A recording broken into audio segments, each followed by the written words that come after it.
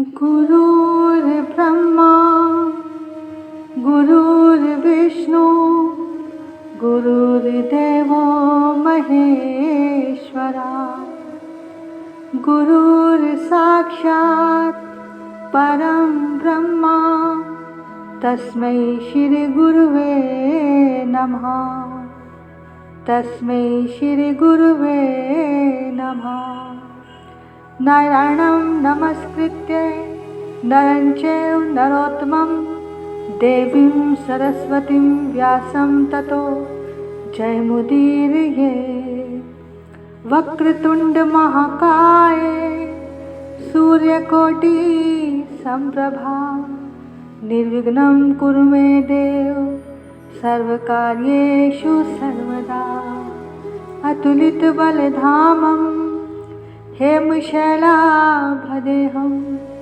दनुजवन कृशानुं ज्ञानिनामग्रगण्यं सकलगुणनिधानं वानराणामधीशं रघुपतिप्रियभक्तं वातजातं नमामि।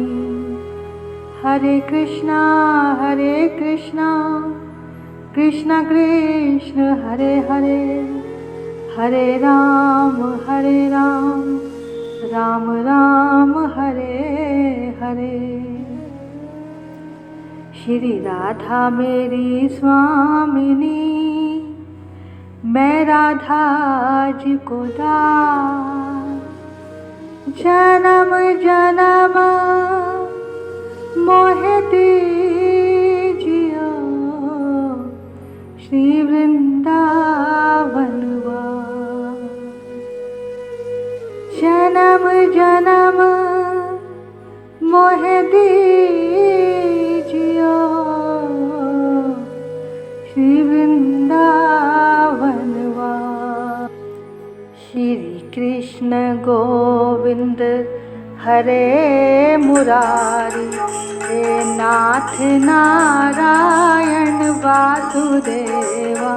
श्री कृष्ण गोविंद हरे मुरारी हे नाथ नारायण वासुदेवा। हे नाथ नारायण वासुदेवा। हे नाथ नारायण वासुदेवा। श्री कृष्ण गोविंद हरे मुरारी हे नाथ नारायण वासुदेवा। हे नाथ नारायण वासुदेवा।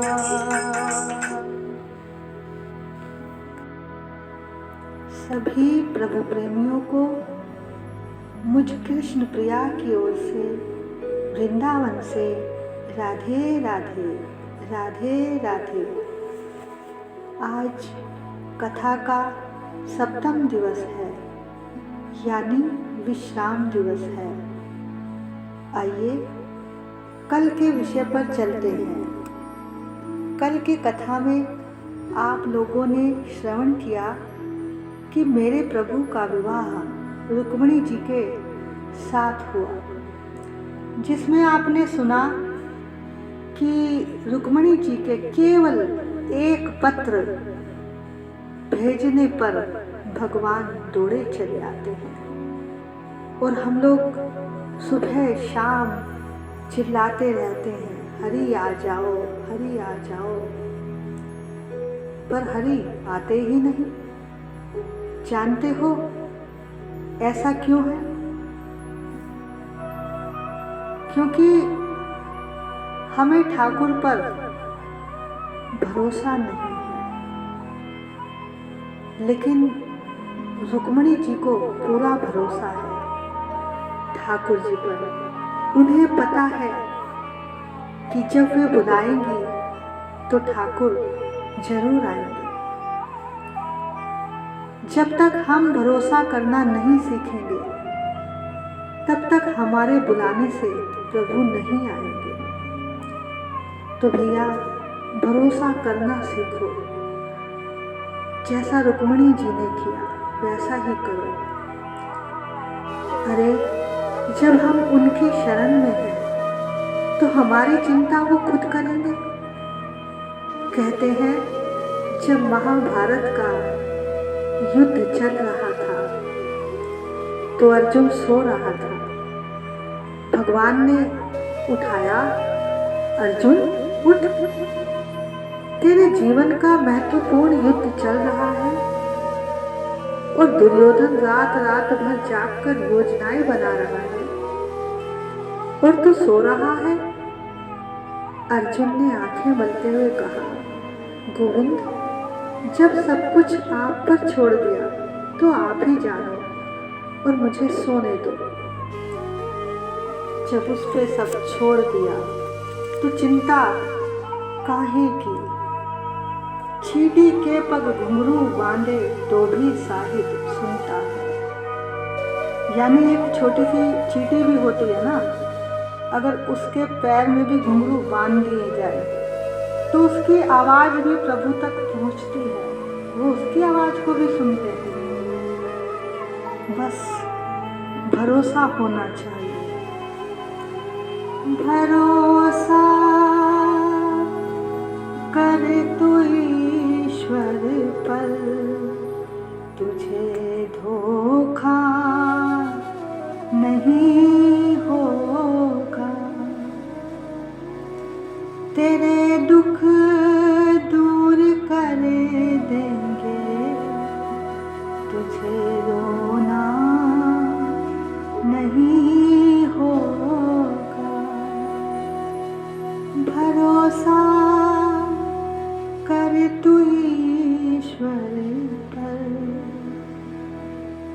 कभी सुख है कभी दुख है, इसी का नाम जीवन है।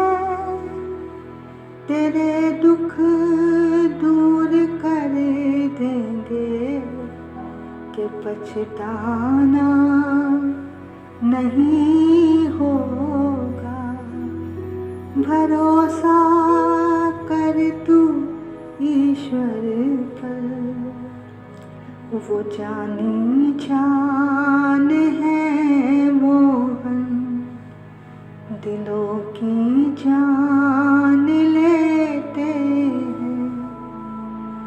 वो झूठी साची प्रीति को प्रभु पहचान जाते हैं।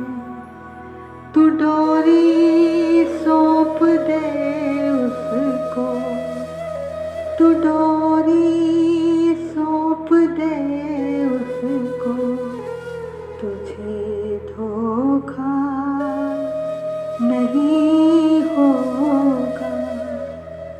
तेरे दुख दूर कर देंगे, तुझे रोना नहीं होगा। भरोसा कर तू ईश्वर पर। तो भैया बस हमें उन पर पूर्ण भरोसा होना चाहिए। श्री सुखदेव जी ने राजा परीक्षित से प्रश्न किया कि भगवान के बहुत से विवाह हुए हैं, अब हमें जरा उनकी चर्चा भी सुनाइए। अब आती है कथा सत्राजित की। श्री सुखदेव जी कहते हैं, एक भोजवंशी थे जिनका नाम सत्राजित था। वह भगवान सूर्य के परम भक्त थे। भगवान सूर्य ने उनको एक मणि दी थी। उस मणि का नाम सैमंतक मणि था। वो मणि बहुत सा सोना रोज उगलती थी। भगवान कृष्ण ने कहा, ये मणि आप हमें दे दीजिए, जिससे प्रजा सुखी रहेगी। मगर उसने मना कर दिया। इसके बाद सत्राजित ने भगवान सूर्य का एक मंदिर बनवाया और मणि उसमें स्थापित कर दी। एक बार सत्राजित का भाई प्रसेन उस मणि को चुराकर जंगल में घोड़े पर सवार होकर जा रहा था। कि वहाँ एक शेर ने परसेन और उसके घोड़े को मार दिया और मणि ले ली। अब शेर उस मणि को लेकर थोड़ी आगे पहुंचा तो एक रीछ मिला जिसने शेर को मारकर मणि ले ली और अपनी गुफा में घुस गया।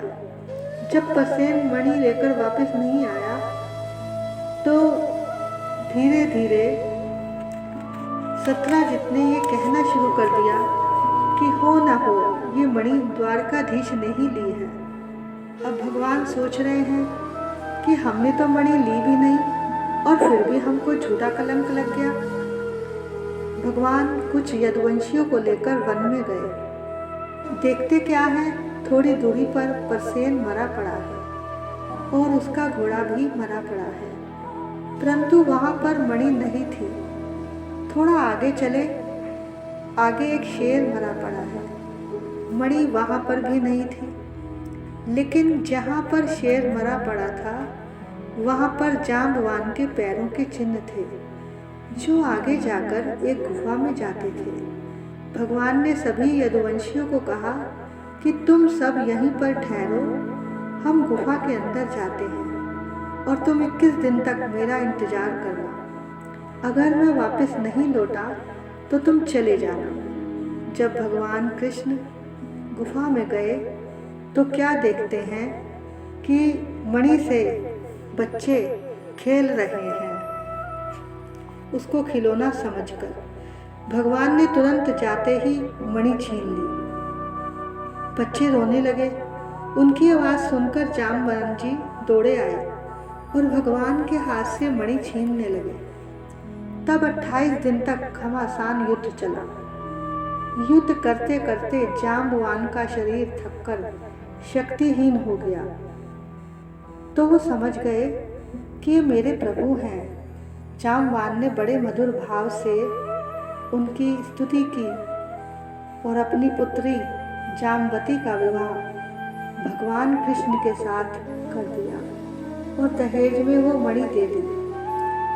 भगवान का दूसरा विवाह जाम्बवती जी से हुआ। भगवान जब मणि लेकर आए तो उन्होंने मणि सत्राजित को दे दी। सत्राजित बड़े लज्जित हुए। उन्होंने भगवान से क्षमा मांगी और अपनी बेटी सत्यभामा का विवाह कृष्ण के साथ कर दिया। और सत्राजित भगवान को वह मणि दहेज में देना चाहता था, पर भगवान ने मना कर दिया।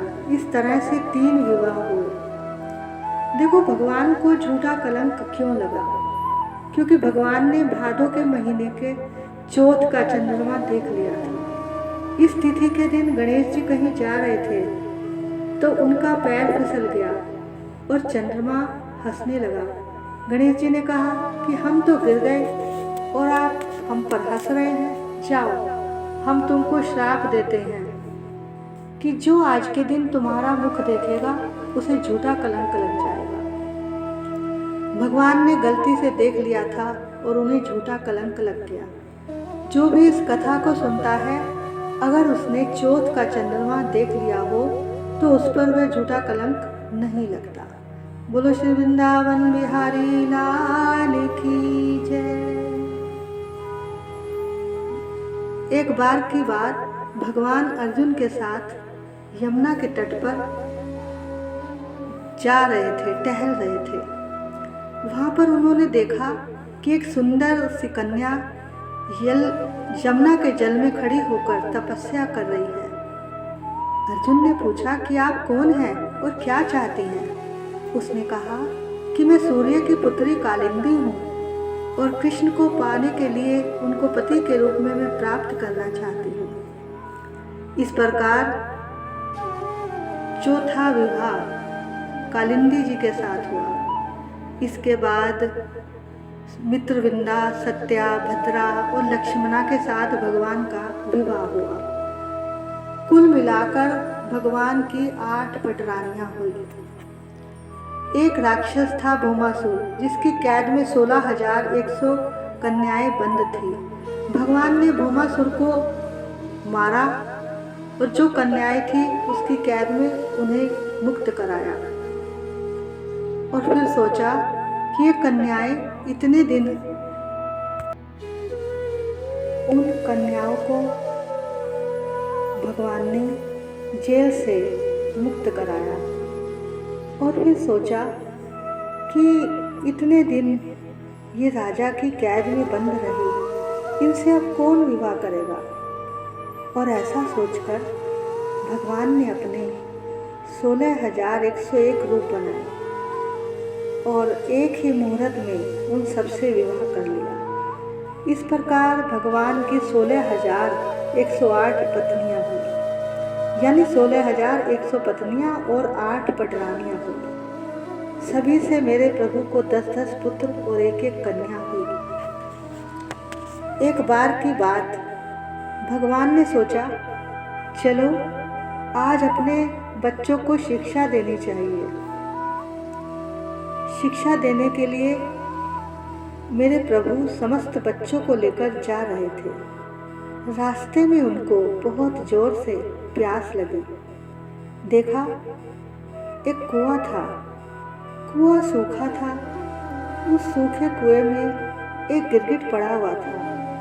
भगवान ने जैसे ही गिरगिट का स्पर्श किया, वो एकदम दिव्य पुरुष बन गया। भगवान ने कहा अपना परिचय दो, आप कौन हो। उसने कहा कि मेरा नाम राजा नृग है, मैं इक्ष्वाकु का पुत्र हूँ, मैं बहुत दानी था। एक दिन एक ब्राह्मण को कई हजार गायें दान में दी, लेकिन एक दिन उस ब्राह्मण की एक गाय मेरी गऊओं में जा मिली। मुझे उसका ज्ञान नहीं था, मैंने उसे अपनी समझकर एक ब्राह्मण को दान दे दी। अब वह ब्राह्मण उस गाय को लेकर जा रहा था तो रास्ते में उस गाय का असली स्वामी मिल गया। दोनों की भेंट हो गई रास्ते में। असली स्वामी ने कहा कि ये गाय मेरी है। दूसरे ब्राह्मण ने कहा ये गाय तो अभी अभी राजा ने मुझे दान में दी है, ये मेरी है। अब दोनों ये मुझे दी है, मेरी गाय मुझे वापस दो। दोनों राजा के पास पहुंचे। असली स्वामी ने कहा कि ये गाय तो कल आपने मुझे दान में दी थी और ये आज इसे क्यों दे दी, मेरी गाय मुझे वापस करो। राजा ने पहले वाले व्यक्ति से कहा कि तुम इस गाय को छोड़ दो, मैं इसके बदले तुम्हें 1000 गाय देता हूँ। वह बोला नहीं, मुझे यही वाली गाय चाहिए। अब दूसरे ब्राह्मण से वह बोला नहीं, मुझे तो यही गाय चाहिए। कहते उस समय राजा नृग का अंतिम समय चल रहा था। जब मरे तो यमराज के पास पहुंचे। यमराज और धर्मराज ये कोई 2 व्यक्ति नहीं है, एक ही है। जब ये पापियों के बीच में बैठते हैं तो यमराज कहलाते हैं, और जब ये पुण्य आत्माओं के बीच में बैठते हैं तो धर्मराज कहलाते हैं। यमराज ने कहा राजा नृग, तुम्हारे पुण्य ज़्यादा है, पाप बहुत कम है, बताओ तुम पहले क्या भुगतना चाहते हो। राजा ने कहा कि मेरे पुण्य क्या है और मेरे पाप क्या है, ये आप मुझे बताइए। पुण्य तो ये है कि तुमने बहुत ही दान पुण्य किया है, और पाप ये है कि तुमने एक ब्राह्मण की गाय को दूसरे ब्राह्मण को दान कर दिया। राजा ने कहा वो तो अनजाने में हुआ, भले ही अनजाने में हुआ, मगर ये पाप है, तुमको इसका दंड अवश्य मिलेगा। अतः इसलिए मुझे गिरगिट बनना पड़ा, और प्रभु आज आपकी कृपा से मैं पुण्य भोगने के लिए आपके धाम जा रहा हूँ। राजा नृग इतना कहकर अंतर ध्यान हो गए।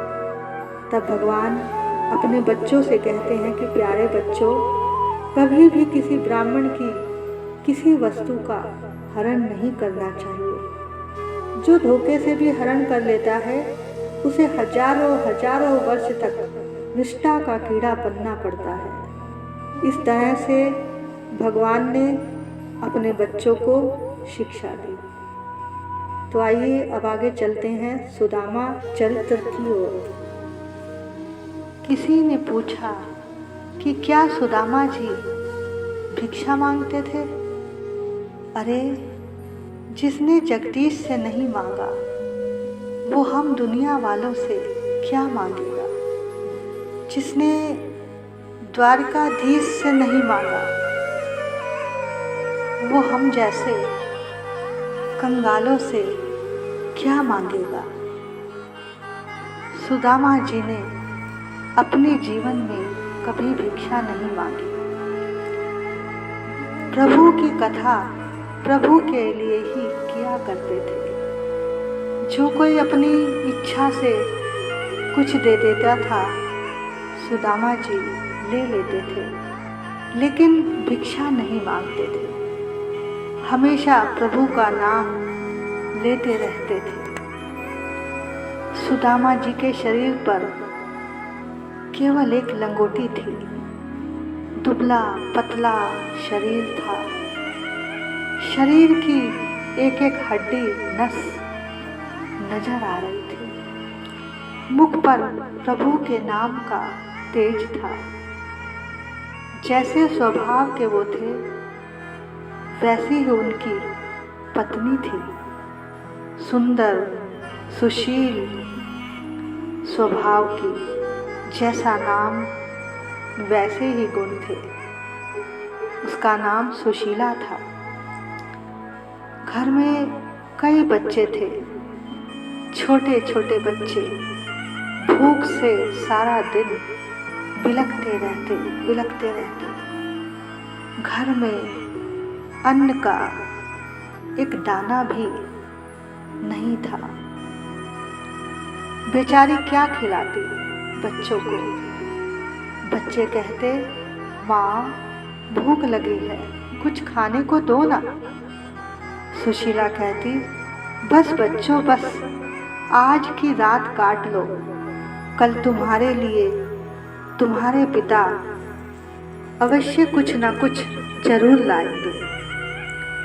इस तरह से रात बीतती, सुबह होती। दिन तो खेल कूद में बीत जाता बच्चों का।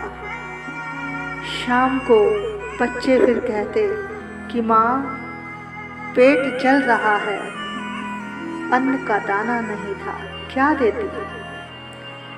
कपड़ा गीला करके पेट से बांध देती थी। इससे कम मेरे बच्चे पेट की आग से तो बच जाएंगे।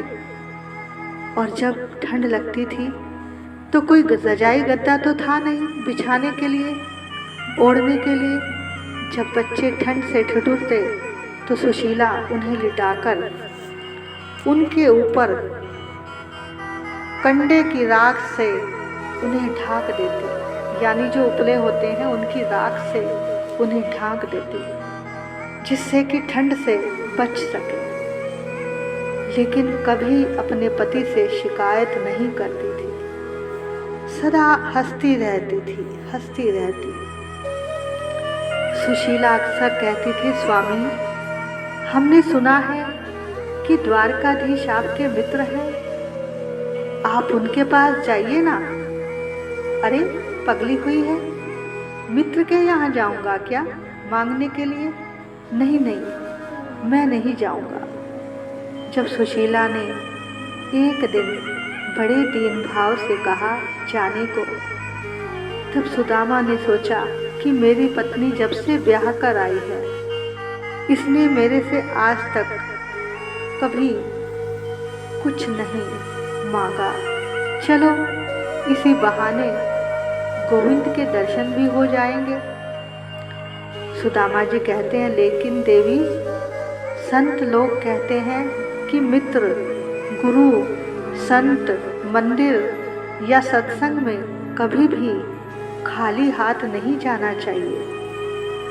तो मैं क्या लेकर जाऊं?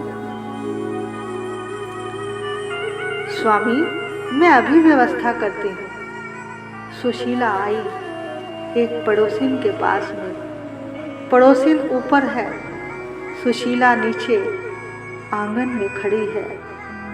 आवाज लगाई, अरियो जीजी, अरियो जीजी, मेरे पति मित्र के यहाँ जा रहे हैं, 2-3 मुट्ठी चावल दे दो। चावल दे दो ना। अरे अभी 2 दिन पहले ही तो तू मांग कर लेकर गई है, अब फिर से आ गई है। चल, मेरे पास नहीं है।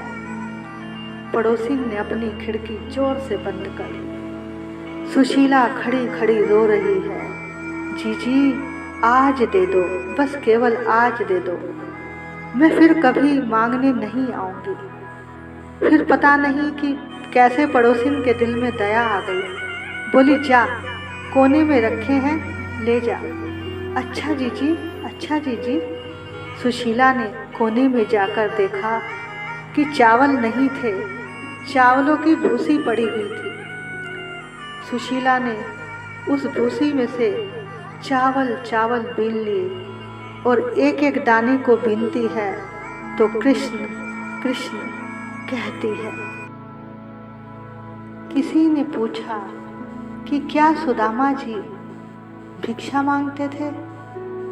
अरे जिसने जगदीश से नहीं मांगा वो हम दुनिया वालों से क्या मांगेगा।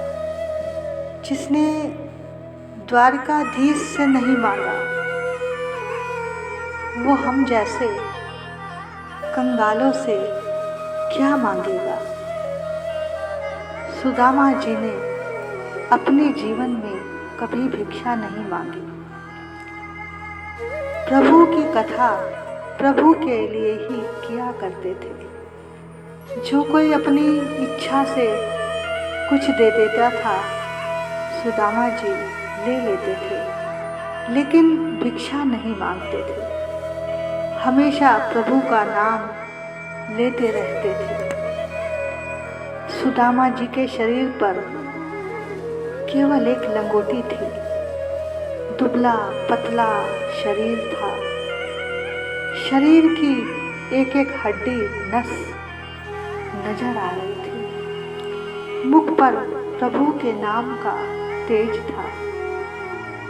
जैसे स्वभाव के वो थे वैसी ही उनकी पत्नी थी। सुंदर सुशील स्वभाव की, जैसा नाम वैसे ही गुण थे। उसका नाम सुशीला था। घर में कई बच्चे थे, छोटे छोटे बच्चे भूख से सारा दिन बिलखते रहते। घर में अन्न का एक दाना भी नहीं था।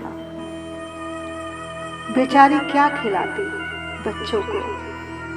बच्चे कहते, माँ भूख लगी है, कुछ खाने को दो ना। सुशीला कहती, बस बच्चों बस, आज की रात काट लो, कल तुम्हारे लिए तुम्हारे पिता अवश्य कुछ ना कुछ जरूर लाएंगे। इस तरह से रात बीतती, सुबह होती। दिन तो खेल कूद में बीत जाता बच्चों का। शाम को बच्चे फिर कहते कि माँ पेट जल रहा है, अन्न का दाना नहीं था, क्या देती। कपड़ा गीला करके पेट से बांध देती थी। इससे कम मेरे बच्चे पेट की आग से तो बच जाएंगे। और जब ठंड लगती थी तो कोई रजाई गद्दा तो था नहीं बिछाने के लिए, ओढ़ने के लिए। जब बच्चे ठंड से ठिठुरते तो सुशीला उन्हें लिटाकर उनके ऊपर कंडे की राख से उन्हें ढांक देती, यानी जो उपले होते हैं उनकी राख से उन्हें ढांक देती, जिससे कि ठंड से बच सके। लेकिन कभी अपने पति से शिकायत नहीं करती थी, सदा हंसती रहती। सुशीला अक्सर कहती थी, स्वामी हमने सुना है कि द्वारकाधीश आपके मित्र हैं, आप उनके पास जाइए ना। अरे पगली हुई है, मित्र के यहाँ जाऊंगा क्या मांगने के लिए? नहीं, मैं नहीं जाऊंगा। जब सुशीला ने एक दिन बड़े दीन भाव से कहा जाने को, तब सुदामा ने सोचा कि मेरी पत्नी जब से ब्याह कर आई है, इसने मेरे से आज तक कभी कुछ नहीं मांगा। चलो इसी बहाने गोविंद के दर्शन भी हो जाएंगे। सुदामा जी कहते हैं, लेकिन देवी, संत लोग कहते हैं कि मित्र, गुरु, संत, मंदिर या सत्संग में कभी भी खाली हाथ नहीं जाना चाहिए। तो मैं क्या लेकर जाऊं? स्वामी, मैं अभी व्यवस्था करती हूँ। सुशीला आई एक पड़ोसिन के पास में। पड़ोसिन ऊपर है, सुशीला नीचे आंगन में खड़ी है। आवाज लगाई, अरियो जीजी, जीजी, अरियो जीजी, मेरे पति मित्र के यहाँ जा रहे हैं, 2-3 मुट्ठी चावल दे दो। चावल दे दो ना। अरे अभी 2 दिन पहले ही तो तू मांग कर लेकर गई है, अब फिर से आ गई है। चल, मेरे पास नहीं है। पड़ोसी ने अपनी खिड़की जोर से बंद कर ली। सुशीला खड़ी खड़ी रो रही है, जीजी आज दे दो, बस केवल आज दे दो, मैं फिर कभी मांगने नहीं आऊंगी। फिर पता नहीं कि कैसे पड़ोसिन के दिल में दया आ गई। बोली, जा, कोने में रखे हैं, ले जा।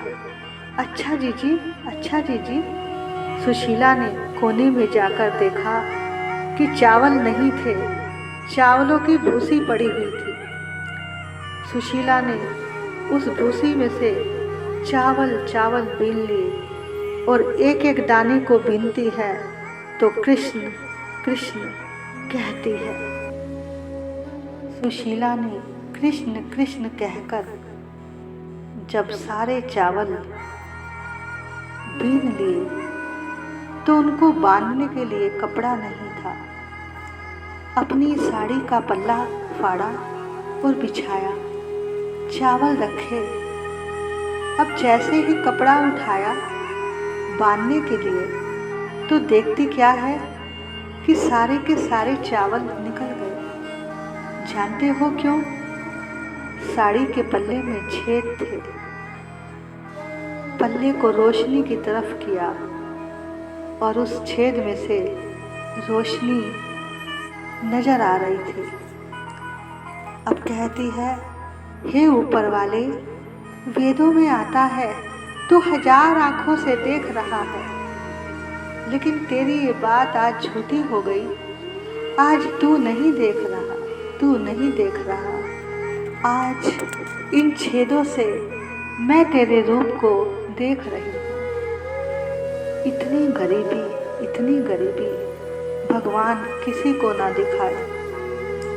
साड़ी के पल्ले के छेद पर छेद छुपाए हैं और एक पोटली बनाई और पोटली लेकर सुदामा के हाथ में बोली, लो स्वामी, यह मित्र को दे देना और कहना तुम्हारी भाभी ने तुम्हारे लिए सौगात भेजी है। सुदामा जी ने बगल में पोटली दबाई और सुदामा जी के पैरों में पादुका भी नहीं है, नंगे पैर हैं, तन पर एक लंगोटी है, हाथ में एक सोटी है। और आज सुदामा जी द्वारिका की ओर चल दिए और रास्ते में पाँव में कांटे लगते हैं तो कहते हैं कृष्ण कृष्ण और सोचते हैं मौसम आए मौसम जाए, पर तुम ना प्रिय लौट के आए, पर तुम ना प्रिय लौट के आए। उमरिया यूं ही बीती जाए, उमरिया उमरिया यूं ही बीती जाए। पलकों से मेरी मोती बरसे, हम तुमसे मिलने को तरसे, हम तुमसे मिलने को तरसे। उमरिया यूं ही बीती जाए, जीने की भी अब तो आस नहीं है, तू जो मेरे पास नहीं है, तू जो मेरे पास नहीं है। उमरिया यूं ही बीती जाए, जन्म जन्म से बिछुड़े हैं हम, जन्म जन्म से बिछुड़े हैं हम, इस जन्म ना बिछड़ेंगे प्यारे, इस जन्म ना बिछुड़ेंगे। उमरिया यूं ही बीती जाए, उमरिया उमरिया यूं ही बीती जाए। सुदामा जी द्वारका के मुख्य द्वार पर पहुंचे। वहाँ द्वारपाल खड़े हैं। सुदामा जी ने पूछा, भैया यहाँ पर हमारे मित्र कन्हैया रहते हैं। द्वारपालों ने कहा कि यहाँ कोई कन्हैया नहीं रहता, यहाँ तो द्वारकाधीश रहते हैं। हाँ भैया, जिनकी तुम बात कर रहे हो वही हमारे मित्र हैं। द्वारपाल सोच रहे हैं कहाँ ये और कहाँ वो। सुदामा जी ने कहा, अरे भाई जरा अंदर जाकर कह दो अपने द्वारकाधीश से कि तुम्हारा मित्र सुदामा आया है। द्वारपाल अंदर जाता है। भगवान अपनी पटरानियों के बीच में बैठे हैं। अंदर जाकर द्वारपाल कहता है, द्वारकाधीश की जय हो, द्वारकाधीश की जय हो। जैसे ही द्वारपाल बताता है कि द्वार पर एक ब्राह्मण आया है, नाम है सुदामा। जैसे ही प्रभु ने सुना सुदामा आया है, प्रभु दौड़े चले जा रहे हैं। रुक्मणी जी ने सोचा कि कोई राजा महाराजा आए हैं, इसलिए प्रभु नंगे पैर दौड़े चले जा रहे हैं। सुदामा मैं आ गया, सुदामा मैं आ गया। सुदामा जी भी उधर से दौड़े दौड़े आते हैं और भागकर दोनों एक दूसरे के गले लग जाते हैं। बोलो भक्तवत्सल भगवान की जय। भगवान सुदामा को लेकर महल में आते हैं। रानियों ने देखा ये सुदामा है जिसके लिए प्रभु ने पादुकाएं नहीं पहनी। सुदामा जी को सिंहासन पर बिठाया और खुद नीचे बैठे। प्रभु रो रहे हैं। प्रभु ने अपने आंसुओं से आज सुदामा के चरण धो दिए और फिर वह चरणामृत पहले खुद पीते हैं, फिर रानियों को वो चरणामृत देते हैं और फिर सुदामा जी को स्नान कराकर सुंदर सुंदर वस्त्र पहनाए और भोजन कराया। कृष्ण पंखा कर रहे हैं, रुक्मणी भोजन परोस रही है। भगवान कहते हैं कि मित्र भोजन करो। सुदामा जी ने ऐसा भोजन पहले कभी नहीं देखा था। सुदामा जी ने जैसे ही एक ग्रास तोड़ा तो उन्हें थाली में अपने पत्नी बच्चे भूख से बिलखते दिखाई देने लगे। सुदामा ने कहा कि तुम्हारी भाभी ने खाने को दिया था, मैंने खा लिया है, भूख नहीं है। हकीकत तो ये थी कि सुदामा जी ने कई दिनों से कुछ नहीं खाया था। देखा, भगवान ने सुदामा के माथे की ओर मस्तक पर गरीबी की रेखा पड़ी हुई थी।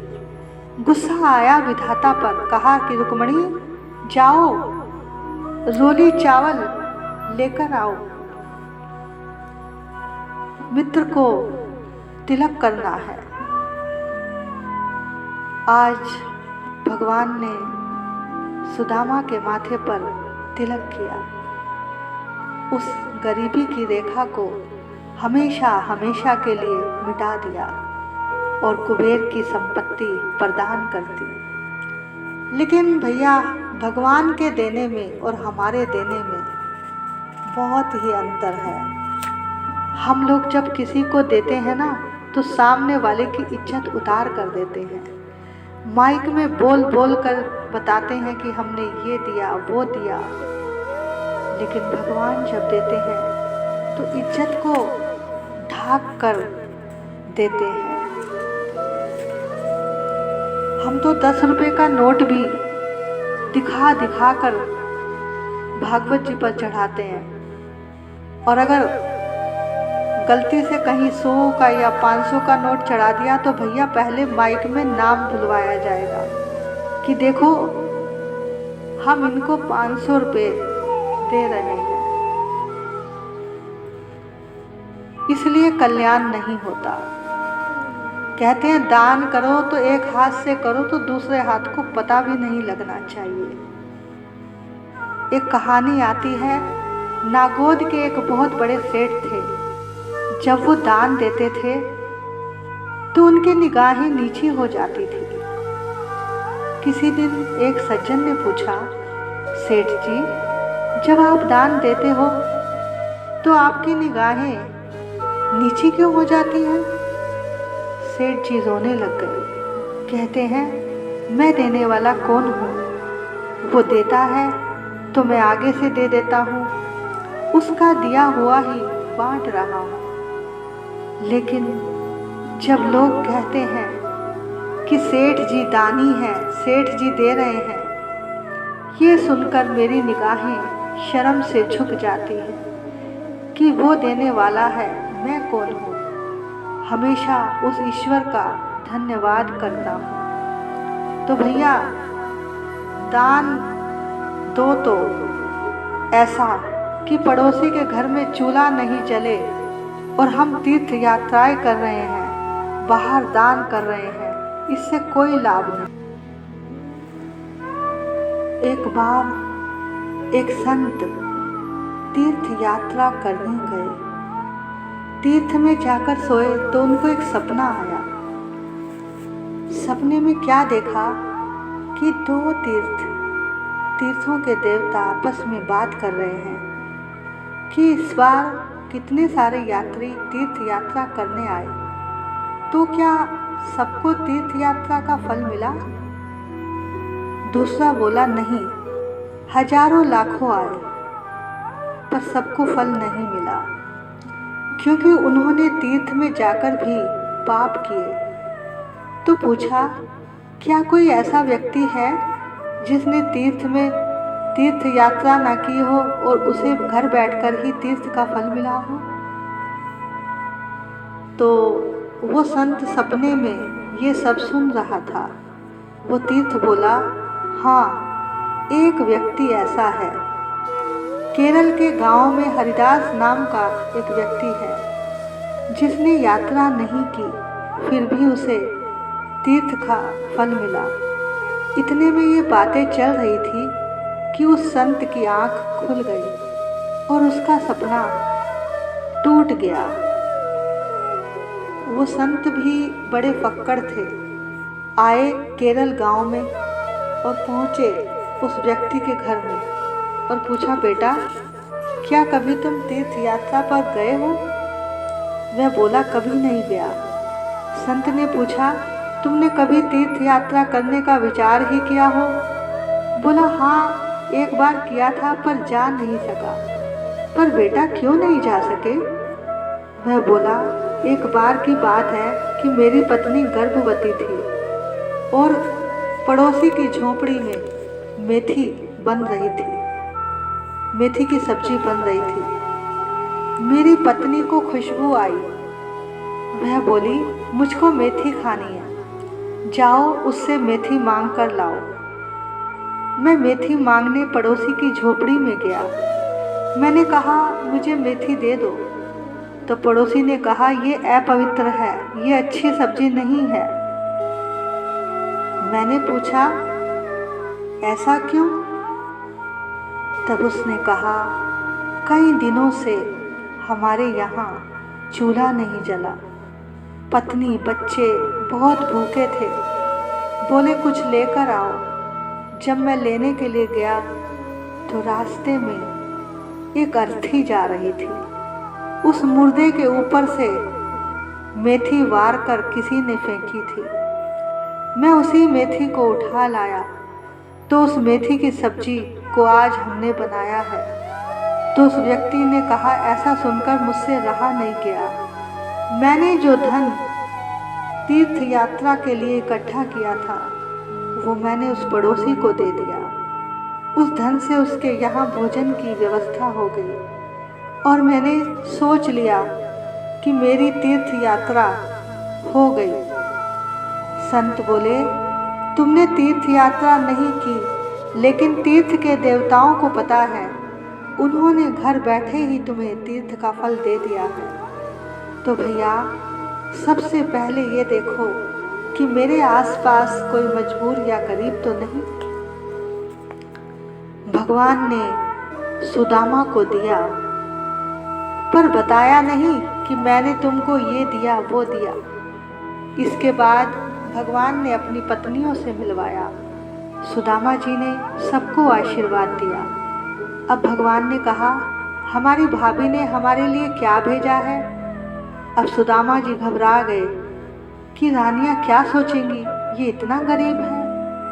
भगवान ने सुदामा के बगल से पोटली खींच ली और खोलकर भगवान ने एक मुट्ठी चावल का तंदुल का पान किया। इसके बाद दूसरी, जैसे ही तीसरी खाने लगे तो रुक्मणी जी ने रोक दिया और कहा, प्रभु अकेले अकेले ही?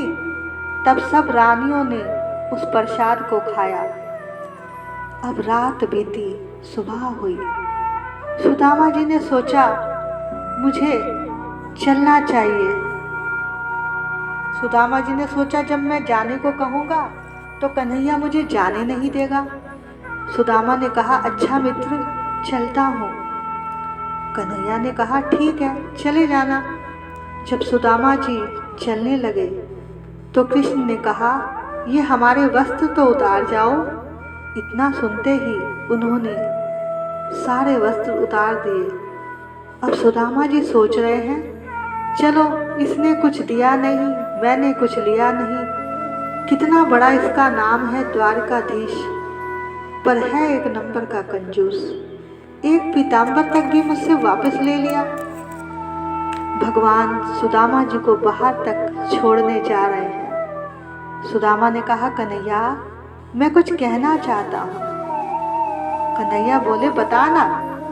नहीं नहीं, कुछ नहीं। भगवान ने कहा कि शायद अब कुछ मुझसे मांग ले। भगवान जैसे ही मुख्य द्वार पर पहुँचे तो द्वारिका की जनता भागी है सुदामा के चरणों की धूली लेने के लिए। जनता सुदामा के चरणों में गिर गई। भगवान जैसे ही मुख्य द्वार पर पहुँचे तो द्वारिका की जनता भागी है सुदामा के चरणों की धूली लेने के लिए। जनता सुदामा के चरणों में गिर गई। सुदामा, तुम धन्य हो, धन्य हो। यहाँ पर बड़े बड़े साधु आए थे लंगोटी पहनकर, पर गए ट्रकों के ट्रक माल लेकर। पर सुदामा, तुम धन्य हो, तुम जैसे लंगोटी में गए थे वैसे ही लंगोटी में वापस आए हो। तुम्हारी जय हो, तुम्हारी जय हो। सुदामा जी सोच रहे हैं, कन्हैया आज जो यश मुझे मिल रहा है, अगर तेरा एक पीताम्बर भी ले लेता तो ये यश मुझको जो मिल रहा है वो ना मिलता। सुदामा ने कहा, कन्हैया से कहा, मैं तुमसे कुछ कहना चाहता हूँ। हाँ हाँ बोलना। भगवान को लगा शायद मुझसे कुछ मांग ले। बिल्कुल जब द्वारका की सीमा आ गई तब भगवान ने कहा, अब तेरा रास्ता इधर और मेरा उधर। सुदामा ने कहा, मैं कुछ कहना चाहता हूँ।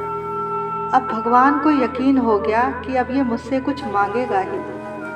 सुदामा ने कहा, कन्हैया मैं कुछ कहना चाह रहा था पर कह नहीं पा रहा। बोले, बता ना क्या कहना चाहता है मित्र। मैं देख रहा हूँ तू अपना ध्यान बिल्कुल नहीं रखता है, अपना ध्यान रख कन्हैया। ऐसा सुनते ही भगवान रोने लग गए। सुदामा को गले से लगा लिया। बोले, सुदामा आज तू नहीं बोल रहा, मेरे नंद बाबा बोल रहे हैं। नंद बाबा भी यही कहा करते थे। अब सुदामा जी चले गए, भगवान लौटकर आ गए। अब जैसे ही सुदामा जी पहुंचे तो देखा जहां पर महल, वहां महल खड़े हैं जहां झोपड़ी थी, अब झोपड़ी नहीं है। पूछा लोगों से, ये कौन सी जगह है? बताया, सुदामा नगरी। सुदामा ने सोचा, पता नहीं मेरी पत्नी बच्चे कहाँ होंगे। अब जैसे ही महल के द्वार पर आए देखा सुशीला आरती की थाली लेकर खड़ी है। सुदामा ने पहचाना नहीं। बोले, देवी मेरे पत्नी बच्चे कहाँ हैं? स्वामी मैं आपकी पत्नी ही तो हूँ, ये सब कैसे हुआ? बोले, आपके मित्र कन्हैया आए के मुनीम आए थे। अंदर चलकर देखा तो कन्हैया ही मुनीम बनकर बैठे हैं। सुदामा बोले, तू हमसे पहले कैसे आ गयो? बोले, रथ से आयो। तो क्या हमें साथ नहीं लेकर आ सकते थे? क्या मेरे बैठने से तेरे रथ का पहिया घिस जाता क्या? भगवान ने कहा, सुदामा हम जैसे अर्थाभिमानी लोग रथ पर ही अच्छे लगते हैं। आप धरती पर चलते हो तो धरती धन्य हो जाती है। आपको रथ पर बिठाकर मैं धरती का सौभाग्य छीनना नहीं चाहता। सुदामा जी ने कहा, पहले मुझे पत्नी बच्चों की चिंता थी, अब मुझे कोई चिंता नहीं है। सुदामा जी सब कुछ छोड़कर प्रभु के ध्यान में लीन हो गए और अलग से कुटिया बनाकर भजन करने लगे। बोलो भक्तवत्सल भगवान की जय, सुदामा जी की जय। अब आता है भगवान का परम धाम गमन।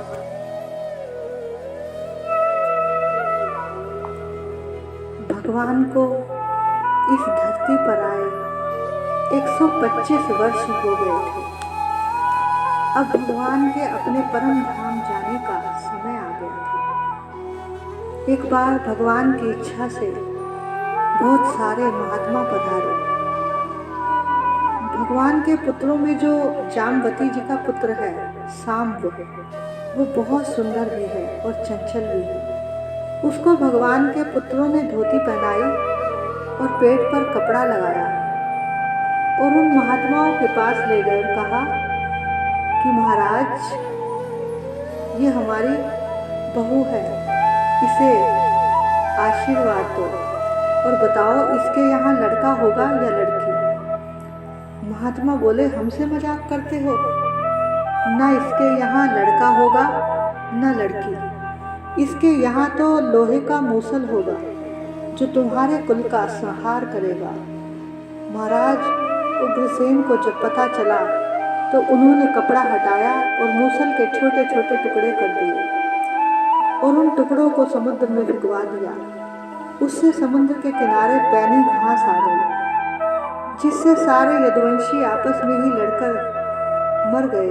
कहते हैं उसमें से एक टुकड़ा मछली ने निगल लिया, मछली से एक बहेलिये ने ले लिया और उसका तीर बनाया, जब भगवान अपने धाम में जाने लगे तो एक पेड़ के नीचे बैठ गए तो गलती से बहेलिए का तीर प्रभु के चरणों में लग गया, लेकिन चरणों से रक्त नहीं बहा, क्योंकि भगवान जब अपने धाम जाते हैं तो सशरीर ही जाते हैं।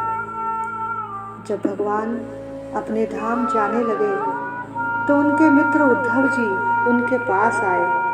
भगवान ने उद्धव को ज्ञान दिया और भगवान ज्ञान देकर जब जाने लगे तो उद्धव ने देखा कि भगवान में से एक दिव्य तेज निकला जो सबके देखते देखते भागवत जी में समा गया। इसीलिए भागवत जी को भगवान का ही रूप मानते हैं। ये कथा सुखदेव जी परीक्षित जी को सुना रहे हैं जो मरने वाले हैं, और आज 7 दिन पूरे हो गए। सुखदेव जी ने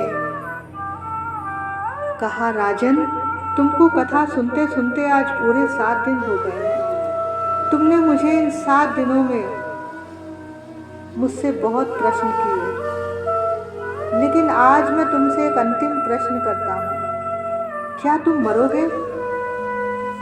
परीक्षित ने कहा, मैं नहीं मरूंगा। मरना शरीर का धर्म है, आत्मा एकमात्र अजर अमर है।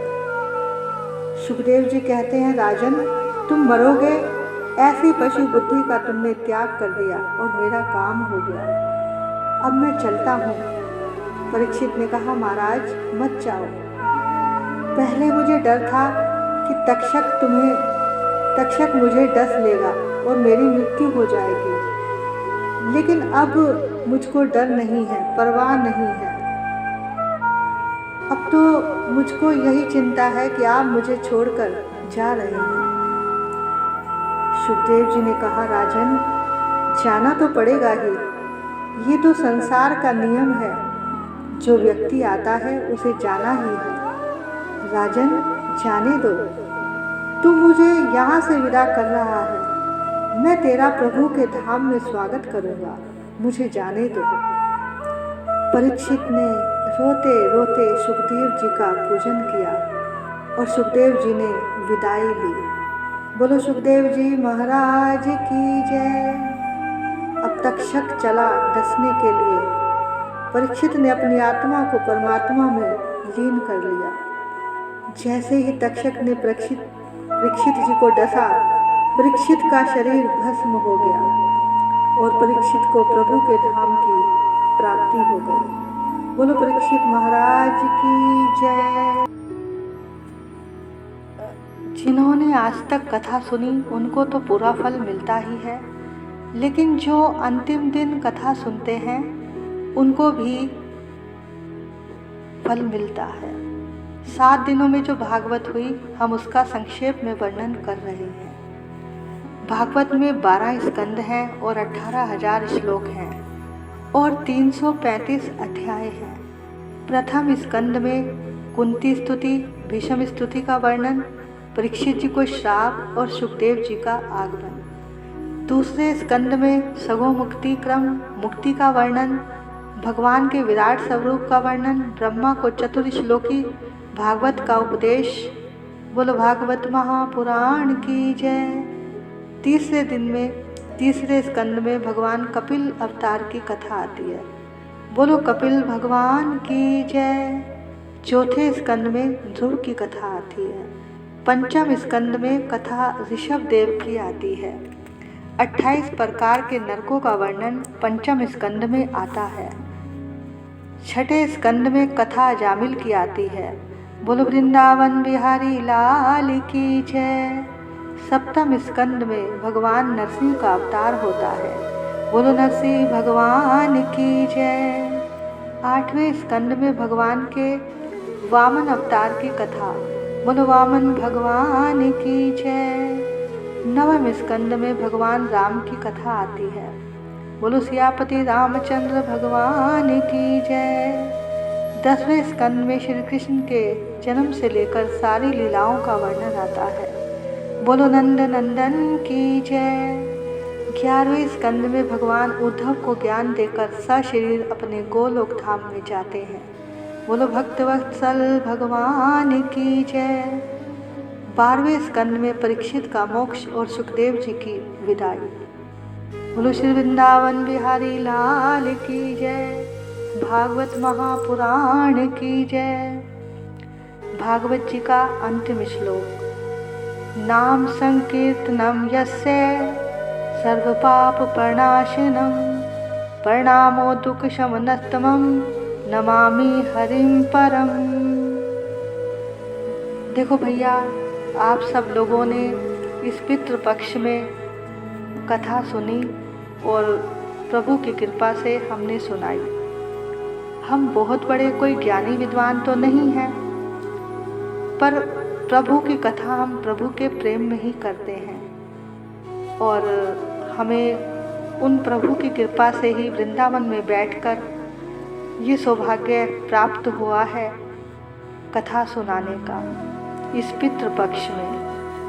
अगर इन 7 दिनों में हमसे कोई भी गलती हो गई हो या कोई गलत शब्द मुंह से निकल गया हो तो हम आप सबसे क्षमा चाहते हैं। मेरी भगवान से यही प्रार्थना है यहाँ वृंदावन में बैठकर कि जिसने भी इस कथा को सुना है उनके पितरों की मुक्ति हो और उनके यहाँ मंगल ही मंगल हो, कभी कोई अमंगल ना आए और उनके पितर भी उनको आशीर्वाद दें और जो कोई बीमार है वो भी स्वस्थ हो जाए और आप सब लोग अपने परिवार में आनंद से रहें, खूब भक्ति मिले आपको और सब खूब प्रेम से रहो। जहाँ भी रहो सबको बहुत बहुत बधाई हो। आप सब पर ठाकुर जी की कृपा बनी रहे। राधे राधे राधे राधे। मेरी आप सबसे यही प्रार्थना है कि जिस तरह से एक परफ्यूम होता है उसे लगाओ तो उसकी खुशबू सब जगह फैलती है, ऐसे ही दिल के कोने में आप यहाँ से प्रभु प्रेम का इत्र लगाओ जिससे आपके घर परिवार में भी ये सुगंध फैल जाए। जो भी सूंघे वो भी प्रेम में हो जाए। सभी को इस मंगल कार्य की बहुत बहुत बधाई हो। अब देखो भैया, जब कथा सुनाते हैं तो दक्षिणा भी होनी चाहिए। बिना दक्षिणा दिए कथा सफल नहीं होती।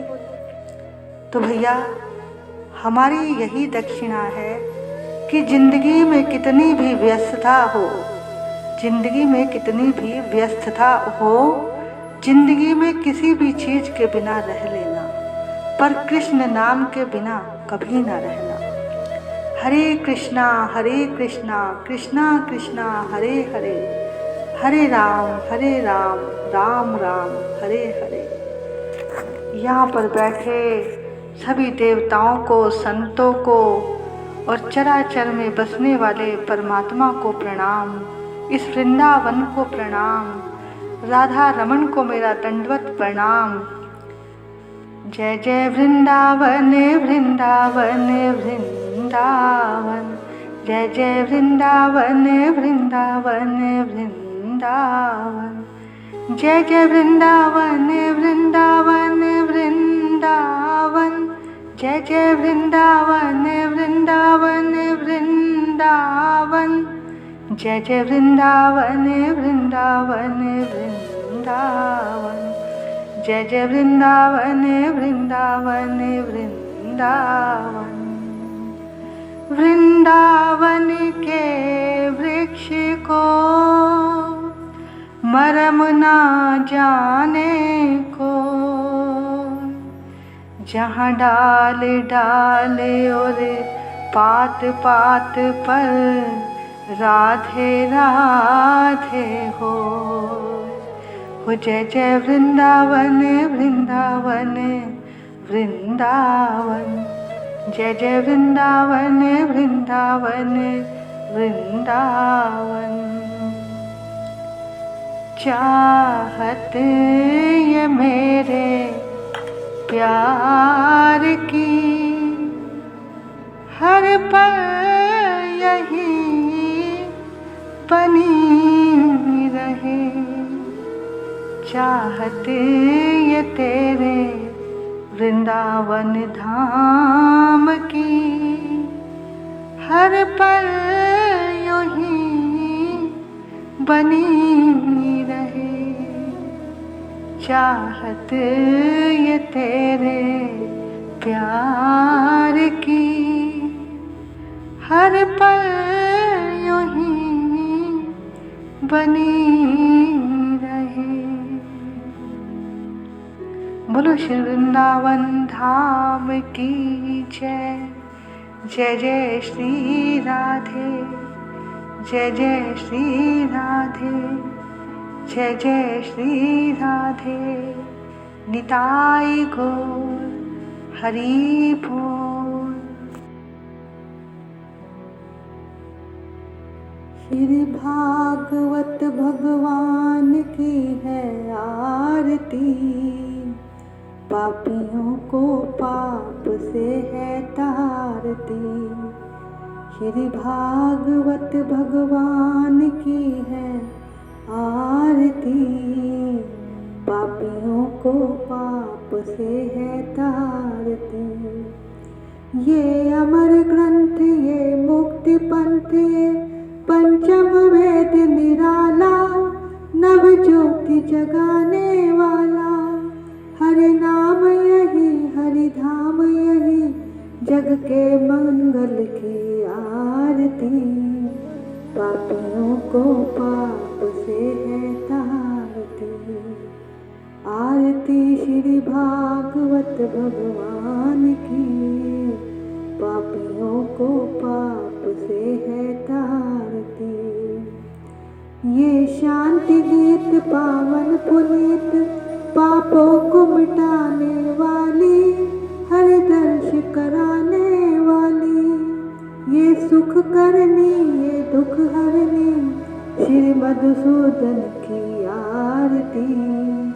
पापियों को पाप से है तारती, श्री भागवत भगवान की है आरती।